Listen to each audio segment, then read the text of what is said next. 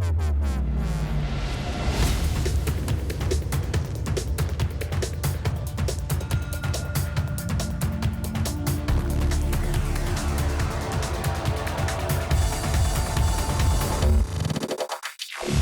and welcome to episode number 27 of the Electric Honk podcast, honking you into the weekend, although we have moved from a Thursday to a Tuesday. Today is a long way off the weekend, isn't it? Today is Tuesday, the 28th of November, and we've not done a podcast for many months, Salmon. It's getting towards like 6 months. I think it's more like 4.5, nearly 5 or something. But what happened? You moved house. I did, yeah, okay. So the podcast studio was... We didn't have a studio. Kaput. Did you just get lazy? Rearranging. Did the Queen die again? Possibly, yeah. It's family life in it that got in the way. But we are back. We're planned in now for the foreseeable future. Yeah. We do have a Christmas special coming up as well in 2 weeks. Yeah. That'll be on Tuesday as well. Last year, we did a review of all the Christmas adverts. We should probably definitely do that again, yeah. Yeah. I bet they're shit this year as well. They're always shit, aren't they? Yeah. I'm MachineDaena. I don't even know these days what I am. I am MachineDaena. You've gone up in the world. Technical specialist. Yeah. We're back on the PC. We were on the laptop. Yeah. Now we're back on the PC and we got it up and running. And it only took us about 4 hours to get up and running. Literally did, actually. Yeah, I got a promotion at work. That was cool. Yeah. I'm Andrew Salmon, Coronation Street Extra. Haven't changed. Anything else to add to that? No. I did see something about you the other day on TV. You were on TV for some trading standards thing. That was from like 9 years ago or something, wasn't it? Yeah. And there was a comment under it. Do you remember the comment underneath it? It was something like... I won't stop until something. This is my first TV appearance on route to being a Coronation Street Extra or something. I remember seeing that, and I looked back and I thought, I made it.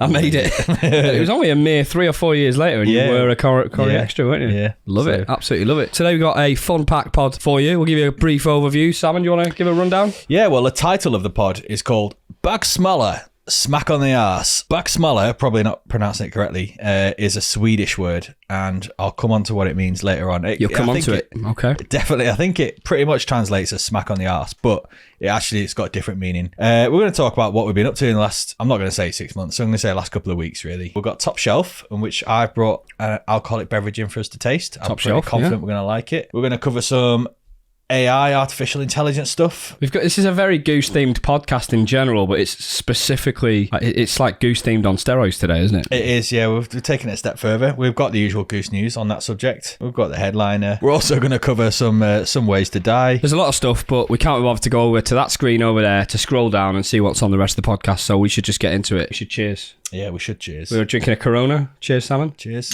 Daena. I've got a horrendous cold at the moment, so my voice is absolutely screwed, but we'll power through. Where should we start? At the YanTans. Oh, yeah. So we went to watch a world-famous band called the YanTans. Amazing band. From Penrith in Cumbria. Yeah. They're a family band of the Relf family. Very talented bunch. They are good, aren't they? Yeah. So they play a mixture of their own songs. Can I just say, the lead singer, very sexy. Is he the drummer as well? He was called Chad. Oh, Chad, yeah. He's a ledge, wasn't he? Yeah. Yeah, we like Chad. And, he's not actually the lead, is he? we like Greg. I think they switch it up, depending on what song it is, to be fair. Right, okay. So, Greg, the drummer and singer, Chad. Our friend, dear friend. To the YanTans. Yeah, they have got one song called... What's it called? The Rocamore. Los Hermanos Rocamore. Which is like a sort of Spanish Latino themed song. Yeah. And it is absolutely epic. So anyone listen to this podcast, of which there are literally millions, get onto the YanTans on Spotify. And it's really good, especially that particular song, but they've got a few songs out. Yeah, and if you're searching for it online, YanTans is all one word. YanTans. And the YanTans, what's the story behind that? Is it Cumbrian counting or something? Yeah, so it means the 1-2s. The 1-2s. So we went there and he did give us one bit of advice, was it? Or a word of warning? Clear instruction. Do not remove your shirt at all costs. Yeah, paraphrase, we want to play here again. It's a family-friendly place. Yeah. Please do not remove your tops. Yeah, there will be his family members there as well. So yeah, like my mum and my nan and stuff. Yeah. So obviously we removed our tops. We absolutely did. And he loved it. He did, and he actually regretted warning us not to afterwards. He did, and he apologised for it as well. So Greg, if you're listening, you give bad advice. Done a bit of woodwork lately, have you? Yeah, I got given a gift voucher. A gift was to attend a woodworking course. And it was a bit of a joke because when we had a big hedge cut down in our garden, I kept some of the wood behind, sawed it all up into little wooden coasters, put a bit of varnish on it, sanded them down, put some varnish on. So the background is there's a bit of an in-joke between our group of friends. We drink wine together and all sorts of weird stuff like that. I mean, that's not that weird, but I didn't realise it was a tree from your own garden or something like that. Yeah, well, my original coasters were, although I think the ones I made for you guys were pre-made ones. And I've drawn on them with a pyrograph pen. Yeah, and basically just the joke is that he just makes shit coasters every Christmas. So as part of that joke, continuing the theme, I got a voucher or, paid for experience to go to a 4-day woodwork course with one of the top woodworking experts in the country. I mean, that is some feat. TV personality and absolute legend in all senses. Honestly, the course was incredible. And I even brought the table around to your house, didn't I, after the last day, and you were properly impressed. Yeah, it was pretty amazing. I just realised every time I look at you on the camera here, I'm looking off the left of the screen. Oh, yeah. And every time you look at me, you're looking off the right of the screen. That's amazing. On the video, we're literally looking off screen every time we talk to each other, but let's just do it anyway. Away every time we're speaking to each other. We should probably switch them around, shouldn't we? Fuck it, we'll do it another time. Yeah. So, but this guy, you had the hots for him, didn't you?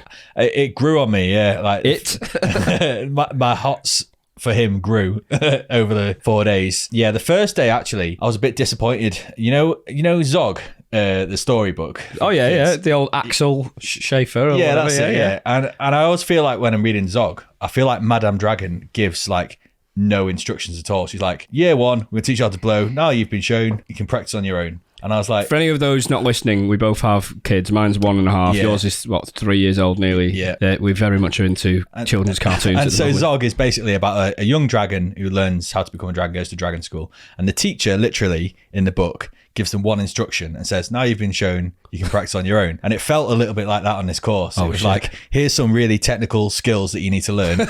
Now you've been shown, you can practice on your own. And he'd just walk off and go and do his own thing, the teacher, because he runs his own business at the same time. There's a very high expectation of his attendees, isn't there? And I was there thinking, I've literally just forgotten everything you told me 5 minutes ago. I need you stood over me watching everything I do. But once I realised that was his method, I got into it and it went really well. And actually, I thought the course was incredible. There was one moment of heart-stopping moment when you brought the chair around, because you stayed at ours and we played a bit of football on the evening, and he brought it over and my wife picked it up and tried to sit on the table because it looked like it does look like a little kind of stool sort of thing, doesn't it? It's great woodwork, but I don't know if you would want to risk someone sitting on it. I don't know. The joints are pretty well made, if I don't say so myself. So I'd recommend it. It's called Cheshire Woodwork. So anybody in the area, in the north of England, if you fancy a Cheshire course, Woodwork, get involved.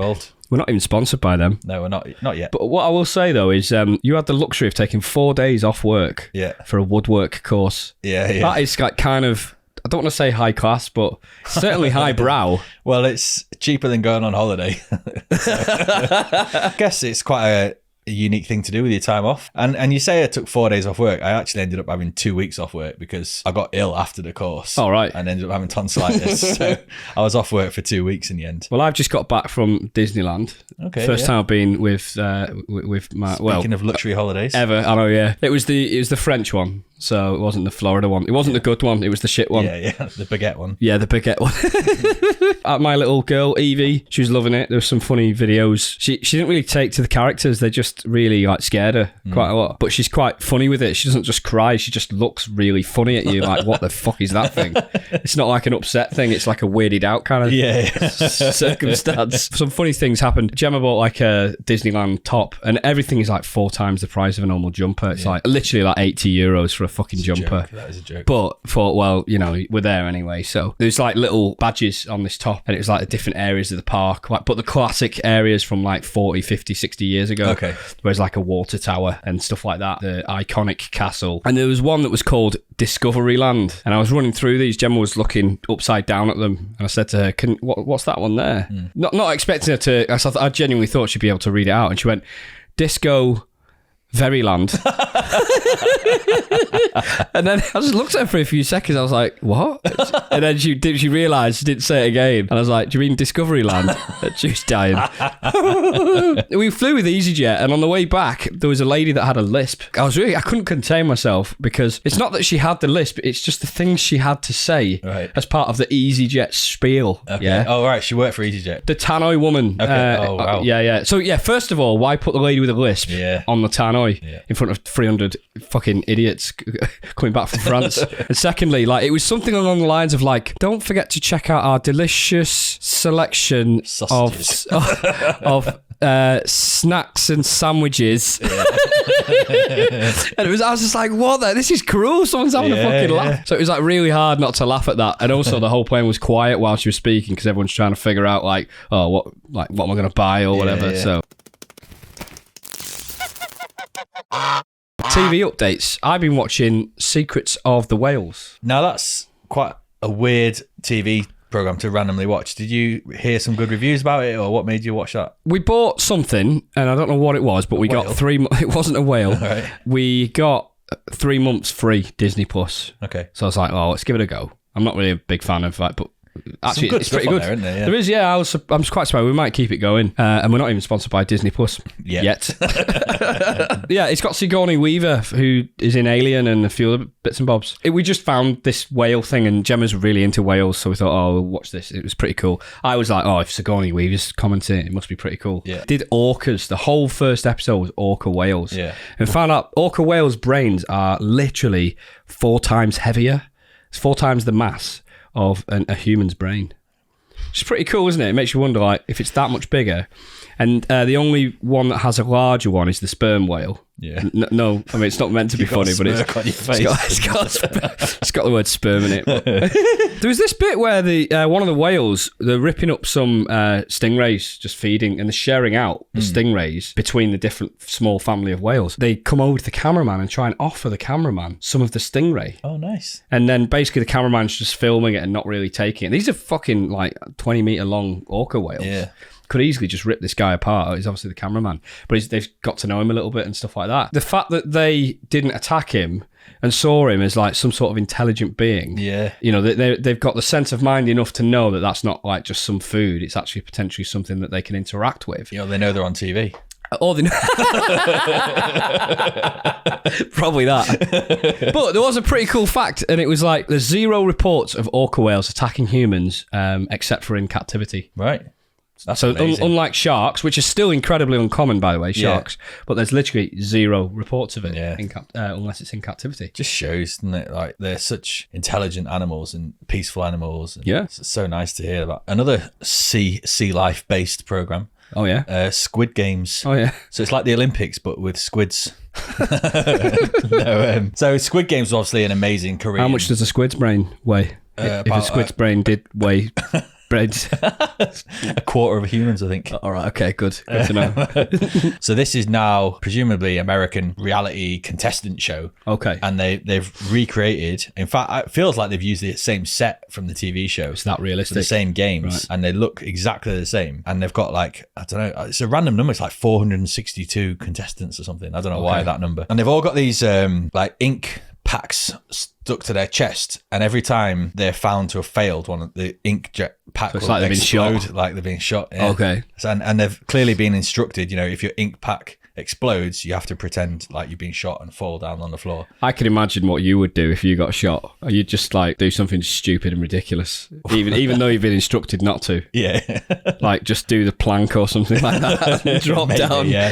Find a unique way of dying. Yeah. There's only been 5 episodes of it released so far. I think the rest are coming out maybe even tomorrow or sometime this week. And the first couple of episodes, I was properly hooked. I was like, this is so good. This is everything I wanted it to be. Because they start building relationships within the dorm. The dorm is the same as on the TV show. This like massive room with just like huge bunk beds and everything. And they all start forming little teams. And then there's like backstabbing and little sneaky conversations going on. And then there's some like interesting bits in the dorm that go on that aren't in TV series. Like they'll just put a telephone in the middle of the room and then it rings. And then they're like, do we answer it? You know, and then there's like a bit of a battle to decide who answers it. The guy picks up the phone and it says, congratulations, you got a privilege. we're going to bring you out a nice dinner. And so he gets delivered like burgers and chips and everything. And everyone's like, oh my God. And then the phone stays there, and then it rings again. And so the same guy runs and answers it. You're now under threat of elimination. Unless you can get somebody else to take this phone, you will be eliminated in the next 2 minutes. And so he's like running around the room trying to get people to take the phone and say, look, you'll get a free burger if you go and answer the phone. And they're like, no, fuck that. We're not picking up the phone. And then so he gets eliminated. Mr. Beast did a version of it, didn't he? I don't know if you saw that. That was pretty cool. Was it? But I did actually see a TikTok. Obviously, you know, all my news comes from 2 sources, primarily, maybe 3. Yeah. X, as was Twitter. Yeah. Reddit. Obviously, Reddit and TikTok. So primarily TikTok, to be fair, because the algorithm has me down to a T. Yeah. And there was a guy that was on that show. Right. And I'd seen it advertised on Netflix, not watched it. Thought, oh, maybe watch that soon with a wife. And this guy was like, oh yeah, what they don't show you is that was literally 6 hours of filming. When you stand there and freeze, it's not for a minute, it's for 40 minutes. Oh, wow. Yeah. He said there were multiple times where they were stood still for literally 40 minutes. Oh my God. But isn't the prize like 5 million or something like that? Yeah, it increases, obviously. Every time somebody gets eliminated, the prize goes up by 10,000 or something. And there is one bit in that first game where the doll turns around and there's a woman that squats when she freezes, and then you can see her saying to herself, why the fuck did I just squat? And then you think to yourself as a viewer, like, well, it's only for 30 seconds or so, you'd be fine. But as you say, you know, it's probably more like 40 minutes and she's got to squat in that position like that.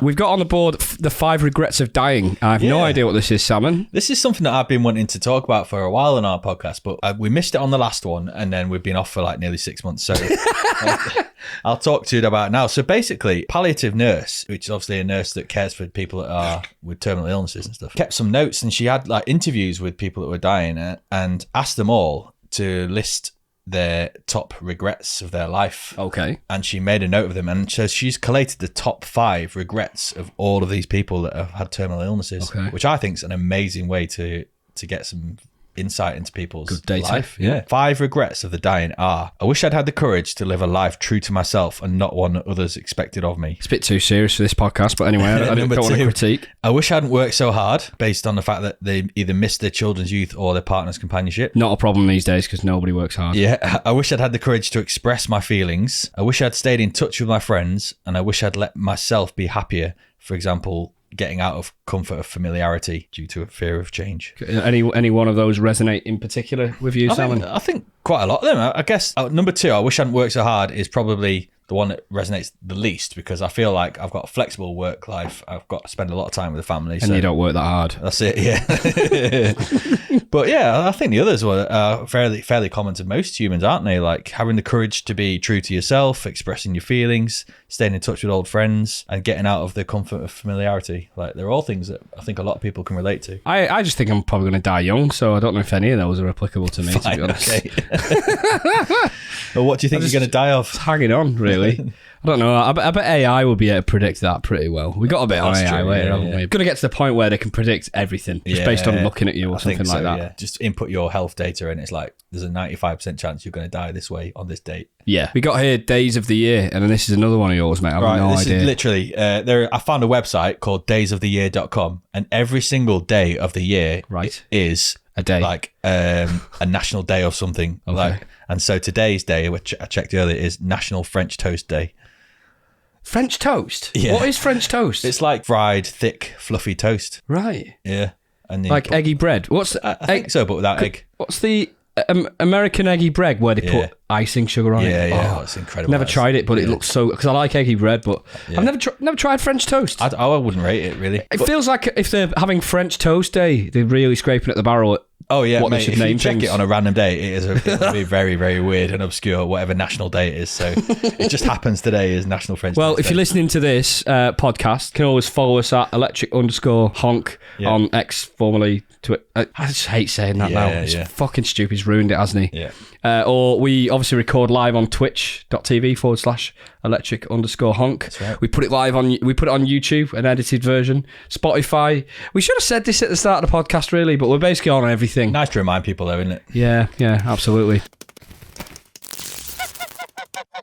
So this is Top Shelf, where we try and bring new alcohol experience. Primarily alcohol, isn't it? Yeah, it's definitely alcoholic. Generally speaking, it's alcohol that you're probably able to get hold of somewhere. Quite it's not easily, unique. It's stuff that you can either buy online or in a supermarket. We try and vary it a lot, don't we? Yeah, and it's the sort of stuff that you might be tempted to try maybe, but you're not really sure. So we're doing the job for you and letting you know if it's any good. We are the canary down the mine in your pub. That's it. Yeah, we are. So today's, I'm quite confident we're going to like it because it's based on a drink that I like. Okay. It's a unique... We can't find the Top Shelf box, which was really nice. We upgraded it a few months ago or a year ago, and now you're pulling out of a Sainsbury's bag. Temporary Sainsbury's bag. Which is a plastic, like supermarket bag. Yeah. Are you ready for the big reveal? Go for it.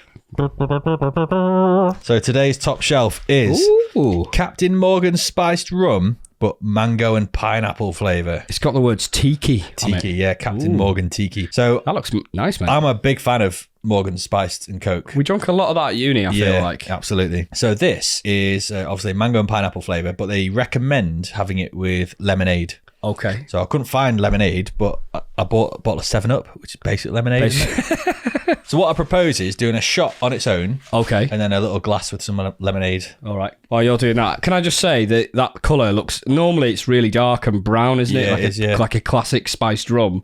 But this one's like a lovely sort of a light browny, almost like a rosy colour. Almost rosé. Yeah, like rosé wine, isn't it? A little bit. Yeah. I'll just read out the back. Captain Morgan Tiki captures the spirit of the Captain's South Pacific adventures. Captain's rum is mixed with the tropical flavours of pineapple, mango, spice, and other natural flavours. A delicious drink to enjoy with the crew. With the crew? Yeah, 25%. Oh, I'm let down by that. I thought it'd be a 30 or 40. Yeah. Basically, you can drink all of this in one go and not die. While you're pouring that, mate, I did misplace Dwayne Johnson's cutting tool for the origami workshop, which I've just totally fucked up the joke. I believe I've lost the rocks, paper, scissors. Oh, God. Fucking Jesus Christ. It works better when you don't screw the joke up. Captain Morgan Tiki. Top shelf. Salmon. Cheers. Ooh. Whew. I think... Was that with lemonade or... Oh. No, that was without lemonade. Oh. I think if that was non-alcoholic, it'd be nice. It's the alcohol that gives it that little bit of... Oh. Yeah. It's sweet, isn't it? Kind of. The first hit is sweet, and then the alcohol hits you. I have been having cough sweets, though. Throat lozenges. Yeah. I'll pour you another one. Fucking hell. You open the lemonade. I'm not recommending it so far. It might be better with 7-Up. What don't you like about it? It's got a bit of a harsh taste, I think. I feel like that's the alcohol. Yeah, of course it is. Yeah, whereas the actual flavours added to it, the sweetness of the pineapple and mango are fine. I think we've had worse. I wouldn't put it at the bottom of the list. And also, give it marks for the bottle. It's got like a little bottle is lovely. Hawaiian mask. Yeah, like the proper tiki looking dude. We've had worse. It looks lovely. I'm sure it'll taste better with a mixer. Yeah. They don't all go down too well as a shot. No, they don't. Cheers again. Yeah, definitely better with lemonade. That is nice with a 7. Yeah. I'll give you that. Right. So that was Top Shelf. Cheers, Salmon. You're welcome. Another one of yours. Flipping out. We didn't order this very well, did we? We got hangovers. So I've got Speaking of alcohol. Yeah, well, it's quite a nice little segue, isn't it?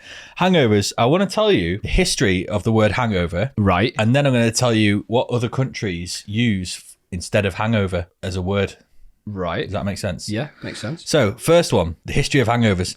Basically, in Victorian times, if you were... Like most, can I say the history of hangovers? When you describe it like that, it makes it sound like it's something that didn't used to be, and then it's just sort of been implemented by somebody. What I meant to say was the history of the word hangover. Oh, okay. So going back to Victorian times, when there was a huge divide in society between the super rich and then the rest of the population was really poor, basically. So for the many homeless and poor people, they would often spend whatever money they had getting drunk down the local pub.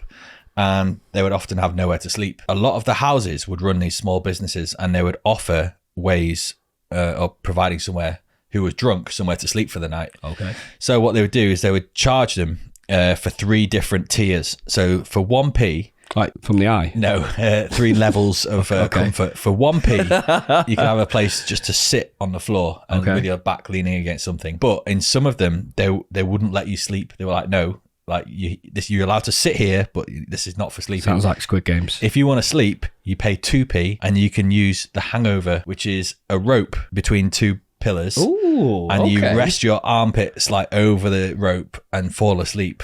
And that is what drunk people would do. They'd pay their 2p and lean over the rope and hang over the rope. Rather than just going home. They didn't have a home. Homeless people. Okay. Yeah, that's the point. So they needed somewhere, and they couldn't just lie down in the middle of a street or something. And then if you had a bit more money, you could pay 3p and you'd have somewhere to lie down in the house. And then even some other places, a bit further on in time, they would offer you wooden boxes shaped like coffins and give you a little cloth, and that would cost you 5 or 6p. You have to lie down. But the most common, which nearly everybody used, was the hangover. Right. And that was what led to the term hangover. I just feel like they're going to get deep vein thrombosis in their arms. Yeah, well, they probably did, but if you're that drunk and you need somewhere to sleep, that's the least he worries, isn't it? Yeah, okay. That's pretty cool. Is there more to this, or is that... so just to tell you what other countries use instead of hangover, because that's clearly a very British thing, or you can imagine it's obviously. Victorian. So in France, hangover is called a gueule de bois, which means a wooden mouth. So you wouldn't say I'm hungover, you say I've got a wooden mouth. Before that, you can kind of get that, can't you? Like, all right, sort of. Mouth was like, oh. Yeah. Horrific. It's more like a wooden head for me. Yeah. Well, before that, which has gone out of fashion now, they used to say mal aux cheveux, which means I've got hair ache. I'm so ill, my hair hurts. In Germany, a hangover is called a Katzenjammer, which means a cat's wail, like a cat's scream, like, in Italian, it's a postumi della sbornia, which means the after death of being drunk. Okay, yeah, that's the most accurate, isn't it? Yeah. The Italians, they know. In Japan, it's a futsu kayoi, which means a 2-day drunk. Okay. Sweden, Baksmalla. Baksmalla. The title of the podcast. A smack on the arse. Smack on the arse. And in Finland, it's called crapula, which literally comes from the Latin word crapula, which means to feel crap, which is an excess of eating or drinking. And are these like the common uses now? Yeah. This is crapula. Oh my God. So if you're in Finland, you say, I feel crapula. It just means I've had an excess of food. But don't you think, like, if you saw on Netflix with like a cool poster of a guy hanging over a piece of rope, like hung over basically, and with the word crapula on it, that's an enticing film to watch, isn't it, on Netflix? Or all that came to my mind is a really shit Dracula, Count Crapula. Count Crapula. Speaking of weird words, we just a bit off piece this, but we came back from. I mentioned we came back from France yesterday, and the train was delayed in France, and the word for delayed in France is literally retard. Yeah. So we were retarded by 30 minutes or something like that. I mean, it does make sense, even though it makes us smile and giggle a little bit. It's clearly the origin of the word, isn't it? Like, but it got me thinking, because it's quite common in English language, isn't it, to say sorry for my tardiness? Yeah. And I always thought people were just apologising for being stupid.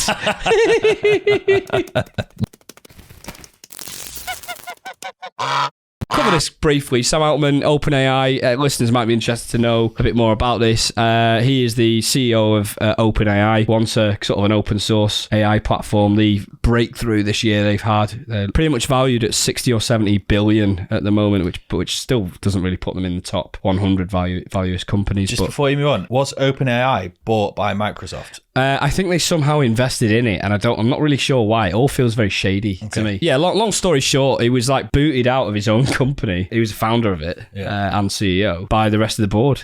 So did he give a reason? No, not a specific reason. He said it was because they could no longer trust his integrity or something like that, which is very like ethereal. Basically, there was a huge revolt. And of the 780 employees they've got, 700 plus of them, most of them, signed a petition to say, basically, like, you're dicks for letting Sam go. So then Microsoft announced something. This all happened over the weekend. By Sunday, before market opened, because obviously Microsoft shares didn't want to tank. I think it's called Satya Nadella or whatever, the Microsoft CEO.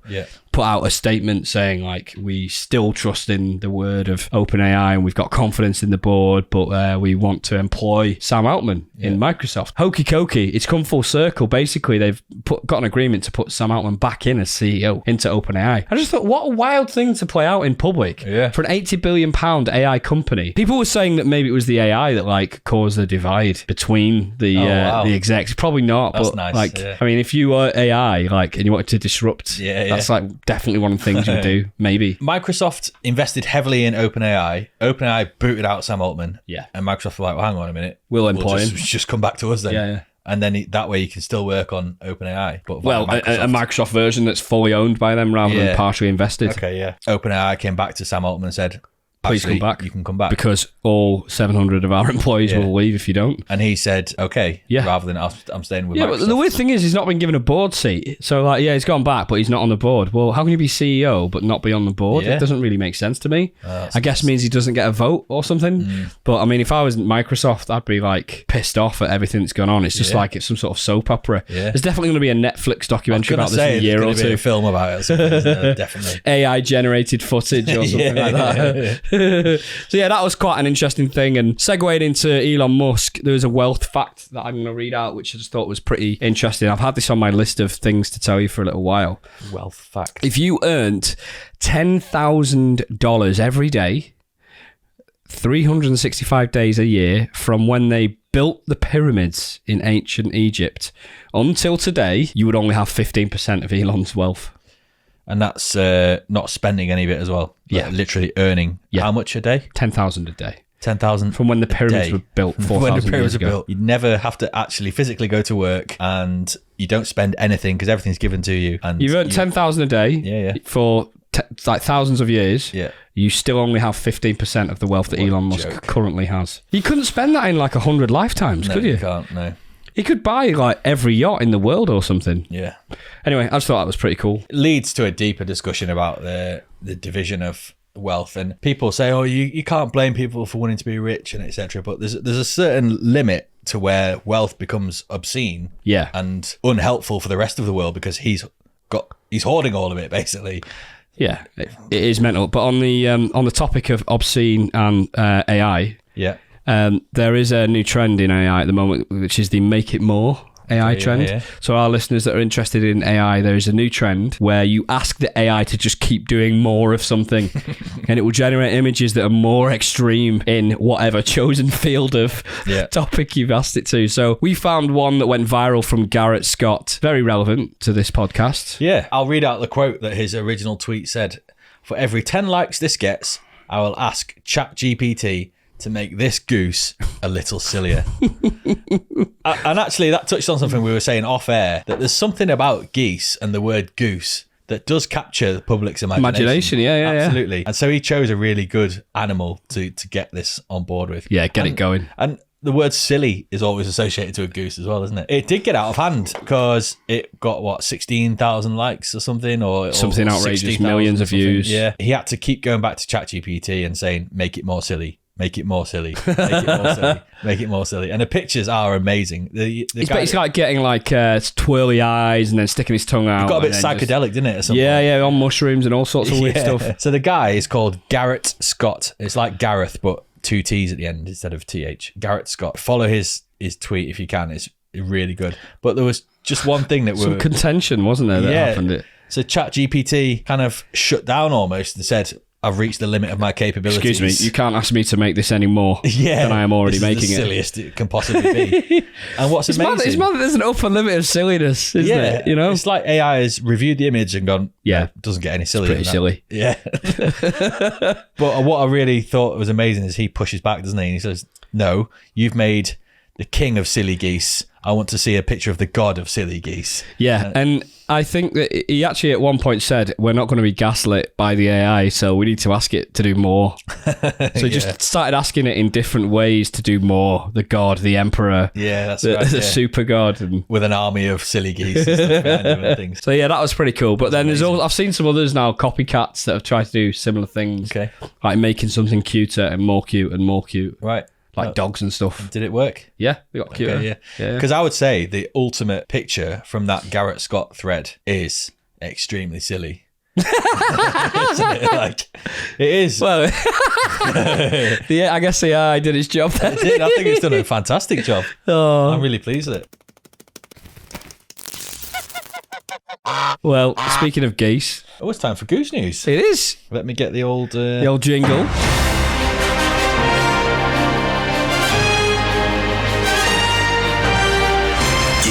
News.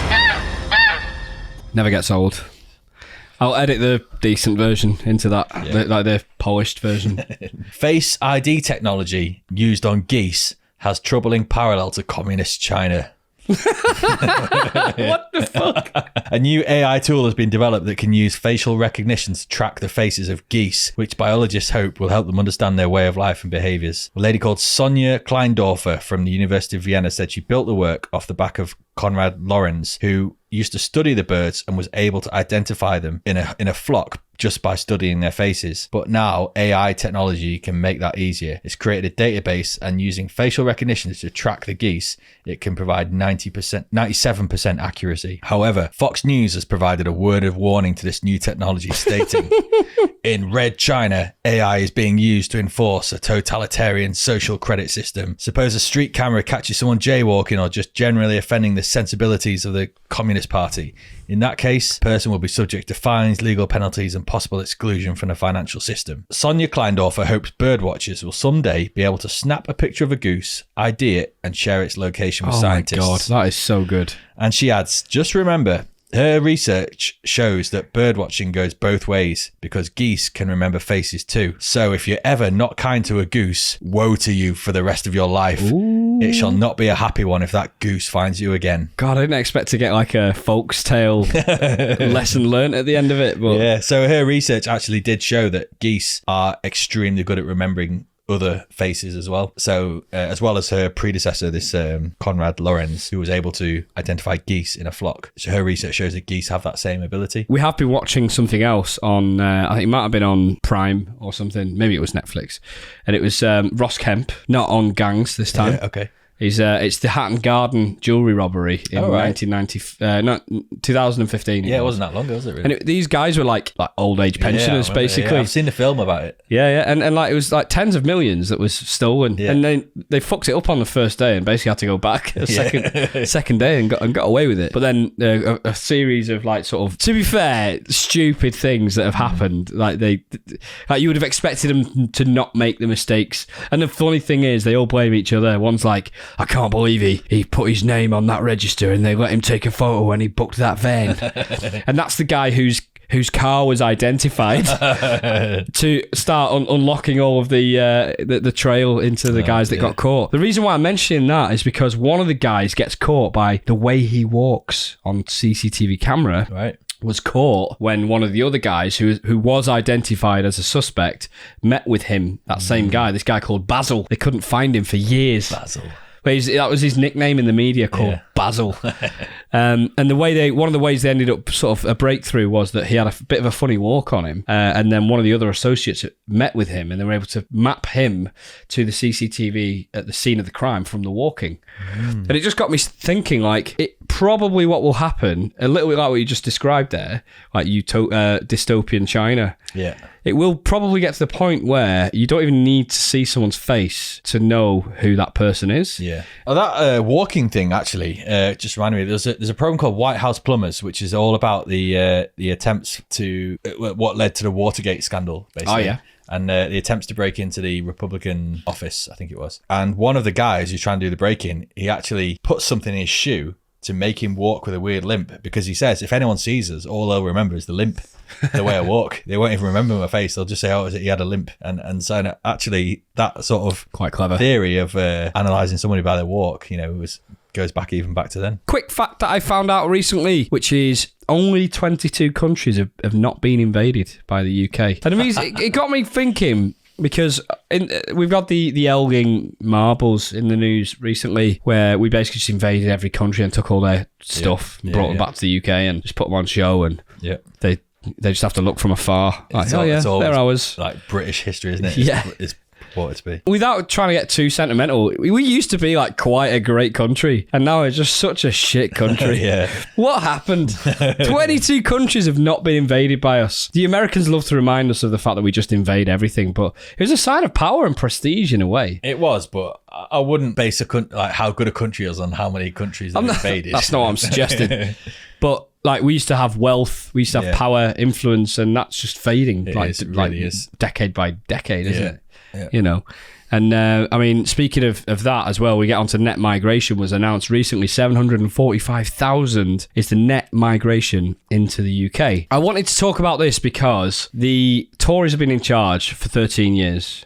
They're the guys that have been in charge of a policy of migration and immigration and controlling the borders, stop the boats, you know, however they want to phrase it. And for them to have pretty much doubled, nearly tripled actually, in that 13-year period, the net migration, that must infuriate the average Tory, right? It's strange because it's not something that's recently gone wrong and they're like, okay, this is something new that we need to fix. It's something that they've been obsessed with forever. Like, it is within like the Tory heart DNA. And soul, the DNA of the Tory voter to be against immigration pretty much. So to see it constantly going up to such huge levels is, they've got no one else to blame, have they? Like, it's their policies. They've run out. They've been in power long enough to... And their policies, quite often defined by non-Tories as just populist ideas. And I always used to think, what's wrong with a populist policy? Because it's called populist because it's popular. That's what people want to hear. But actually, in reality, we're seeing it play out in this country. A populist policy is something that gets people excited, but in reality, it's just never going to work. And that is such as sending people to Rwanda or stopping the boats and stopping illegal immigrants. And all the Supreme Court's that breaks on that one, haven't they? Yeah, there's things in place that make life fair for everyone. And if you're just going to say, yeah, we're just going to send everyone to Rwanda, actually, there are legal things in place which aren't going to let that happen. And so to produce a policy which is legally never going to work is a very good example of a populist policy where people are going to be like, yeah, I'm going to vote for that. I can get behind that. Yeah, and actually it's got no chance of ever. Well, the funny thing about that was that they kept quoting, this is a week before those figures came out, they kept quoting how they reduced boats by like a third or a half or something like that.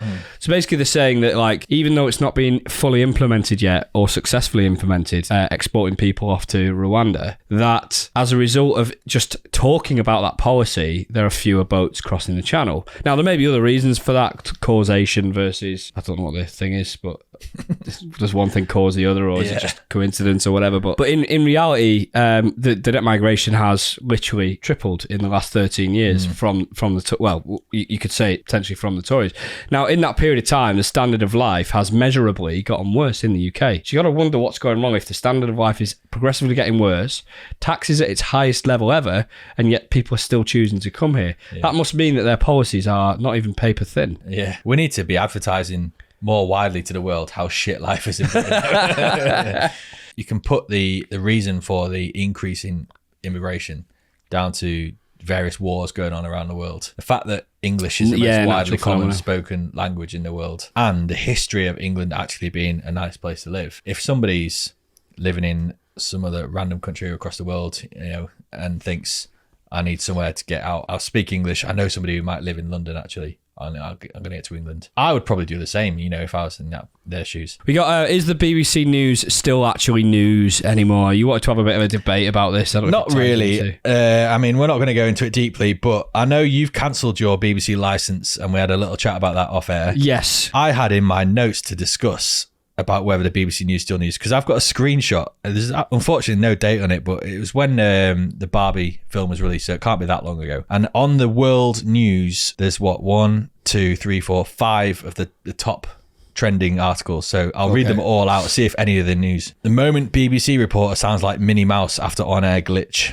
is the main story. Yeah, big story. Yeah, I remember it well. Second best, when flute playing goes wrong live on air.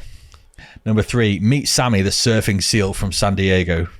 Alliteration, I like it. Carol Kirkwood pulled over by dog live on TV again. And the last one, feeling the Kennedy on Barbie movie pink carpet. That literally sounds like the headliner. It literally sounds like you just read out the headliners. It does, doesn't it? Yeah. And that's BBC, the foremost BBC News, public-funded news. You got outlet. News and then World, and now there's the top 5 hits. And what has happened? It just, we have to debate it off air, and we can do it another day about the value of BBC. But can you imagine actually listening to this podcast now and hearing those 5 fucking headlines and thinking, oh my God, is this a serious country? How can you possibly look at that and go, this is a serious country? It's not. You do forget that BBC News actually is like the government news. You know, we blame like Russia Today of being like, oh, it's Vladimir Putin's mouthpiece sort of thing. Yeah. And I'm sure a lot of right-wing countries have their own propaganda news. And BBC, although it's not really propaganda because they try to balance their arguments as much as possible. Well, they profess to try. Yeah, but they come up with so much shit that it's not really news anymore, is it? It's like a magazine with a bit of a Tory take on a lot of things as well. Yeah, and it is does feel like it's going down the pan a bit. Yeah, I mean, I could wax lyrical about how, the TV licence is unfair and criminalisation and stuff like that, as long as the podcast could, but it just bore the viewers, listeners, but it fucks me off that they can't just turn it into like a commercial outlet. They've got enough assets to turn it into a UK-centric Netflix or Prime, even better than, because they've got probably more commercial IP that they can use than Netflix will ever have in the UK, as an example, that they can then monetize abroad. People in non-UK countries look up to the UK news outlets and the BBC. It's like a kind of a national treasure, but internationally recognised as a... It really is, yeah. Anyway, moving seamlessly onto the headliner, Salmon. Yeah, we've basically just done it, haven't we? Are you ready to listen to the 3 headlines? And you're going to choose one of them, and I'll read out the story. I've got them all saved on my phone. So you know the headline only, but we don't know any context of it. No. It's only what we can decipher from the headline, right? And we're going to pick one, and we're going to dig into it, right? Yeah. Police pull over car with bull riding shotgun. Driver with parrot on shoulder stopped by police. It's very animal driving centric. The last one really isn't. OAP sells scrumpy cider to passers-by, but it really is piss. How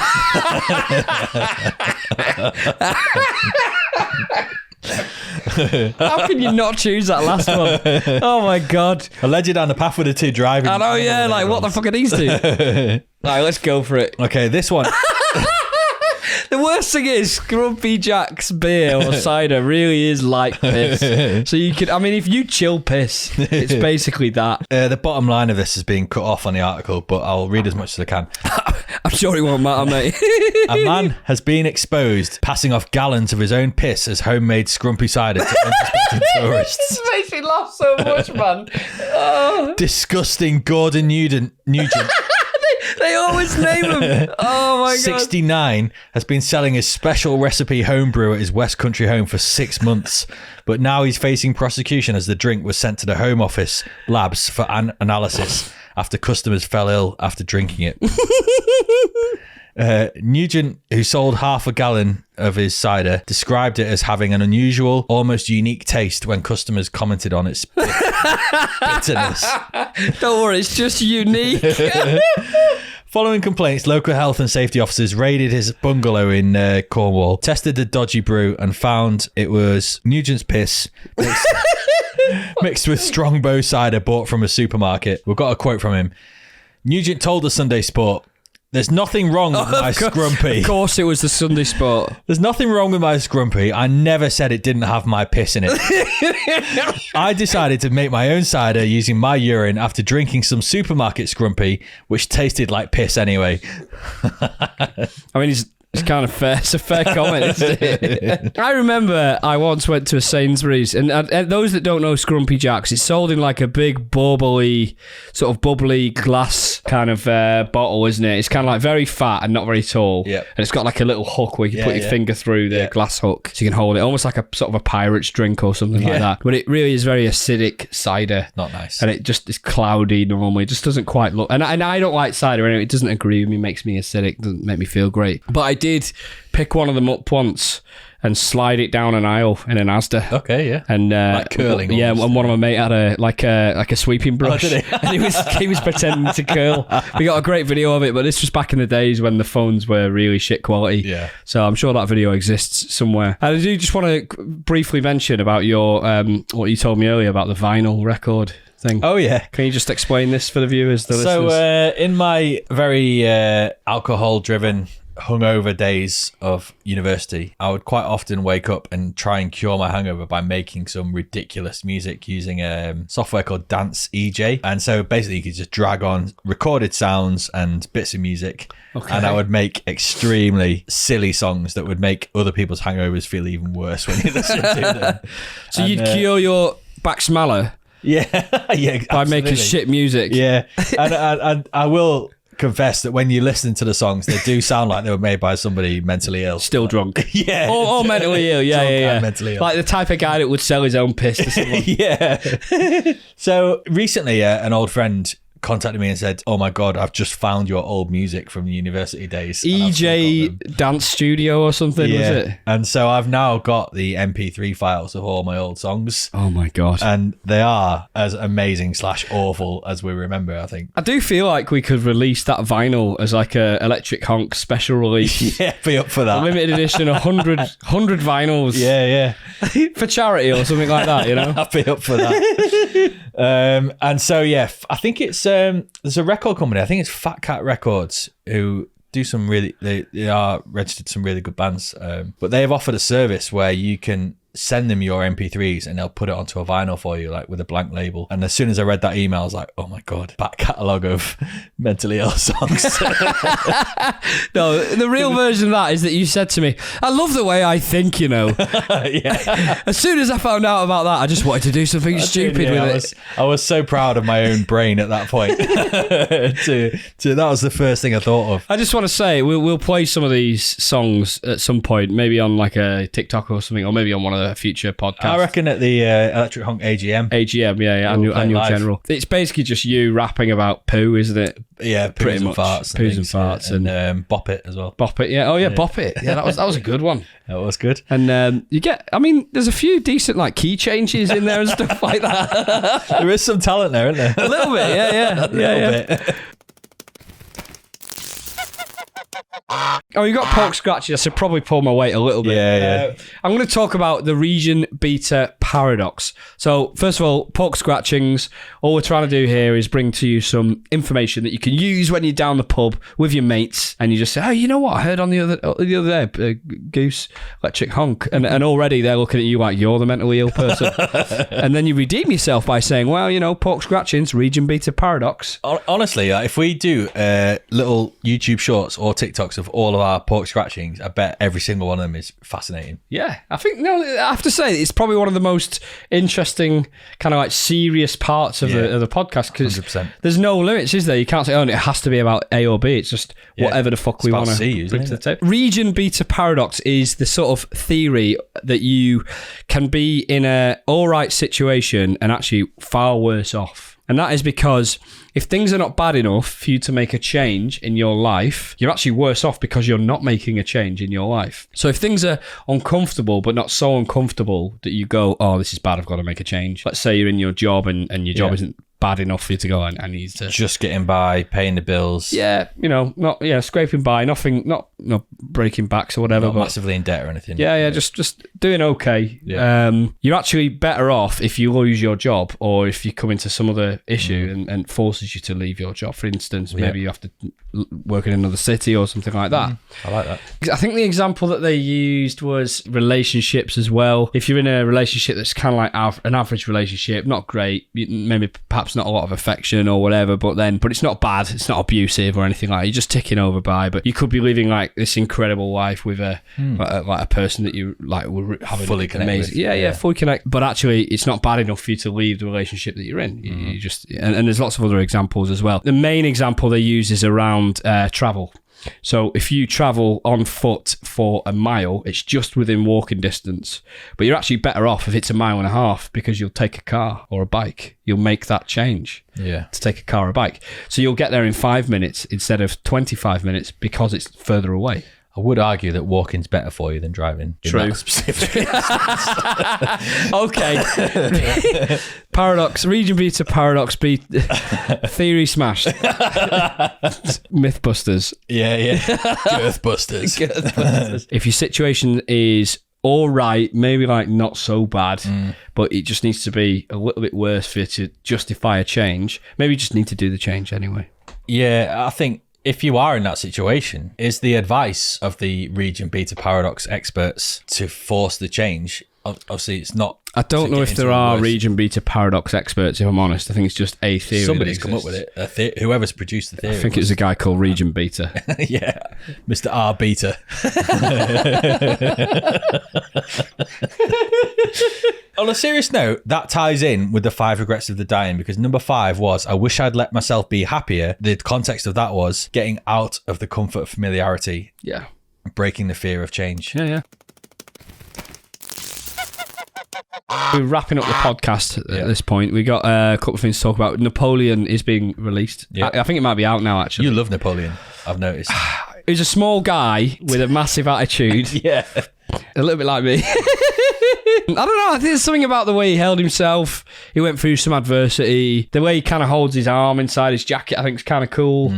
The way he's revered in France, but also he's quite a polarising character. Yeah. We went to his catacomb a couple of years ago at the Museum des Invalides. Yeah.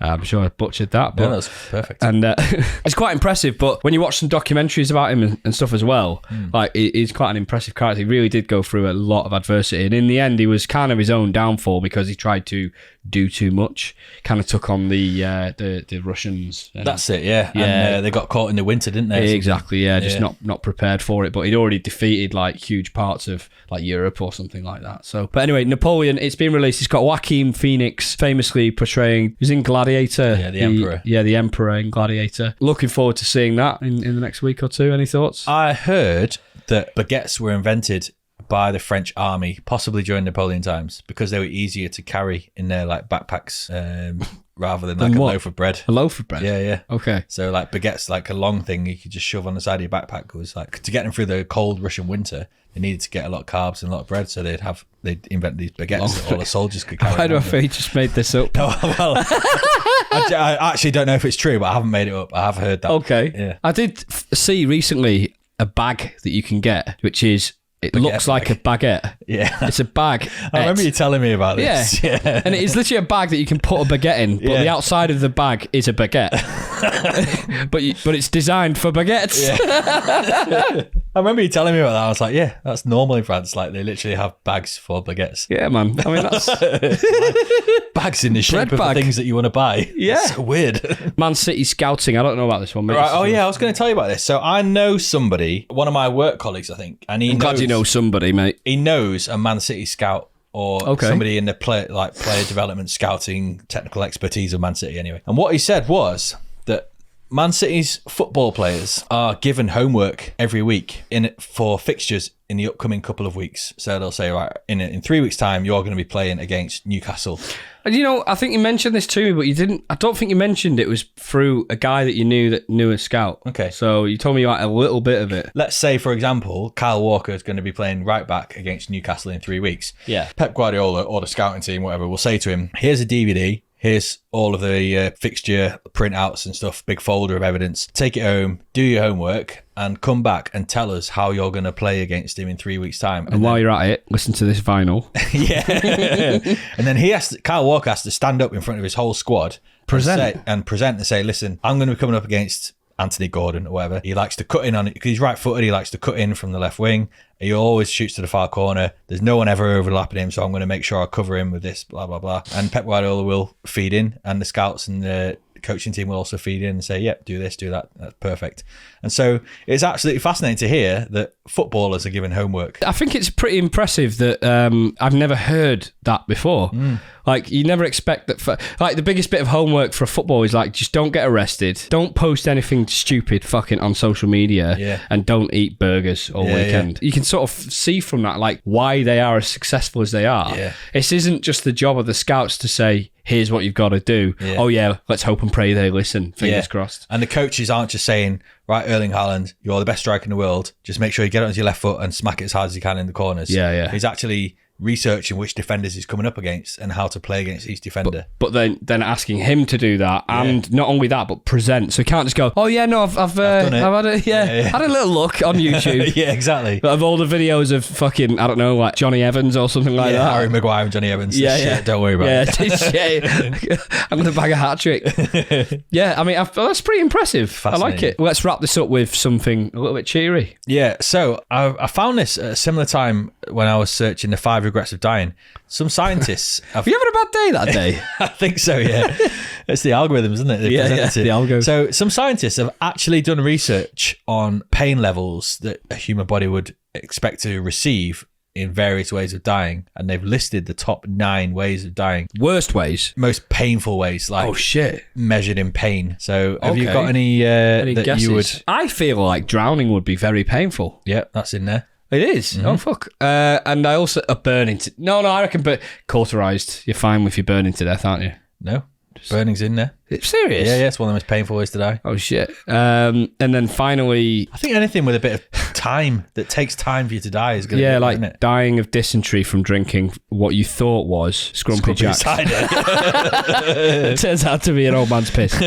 Well, I'll read out the top 9 for you, okay? Crucifixion, drowning, electrocution, burning, freezing, heart attack. Heart attack? Yeah. That's really common. Yeah, it is, isn't it? It's got to be one of the most painful ways to die, apparently. Radiation, that must be pretty horrible. If you've watched Chernobyl, that looks like a horrible way to die. Absolutely. Specifically, pancreatic cancer. This is supposed to be very painful. And even more specifically, the boom slang snake poisoning. I've got a little bit more info on that. Is that how they say hungover in like Jamaica or something? Boom slang snake. When you Google it, it's quite a small snake actually. But the venom is so it's potent. Not the first time you said that, is it?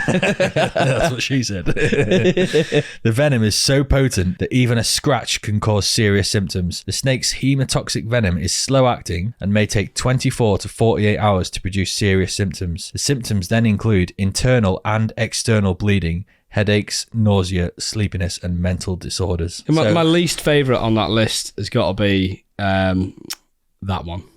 Yeah, bitten by a snake. Yeah. It's a last minute panic. Well, we do like to end it on a high, so we'll leave it there, mate. Yeah, okay, yeah. Have a great weekend, guys. Thanks for listening. Love it. Follow us, like, subscribe. Fuck, who cares? Don't watch on YouTube, though, because the camera's frozen. Yeah, we are literally... Oh, it's frozen. At least it's frozen on good terms. All right, bye-bye. Bye.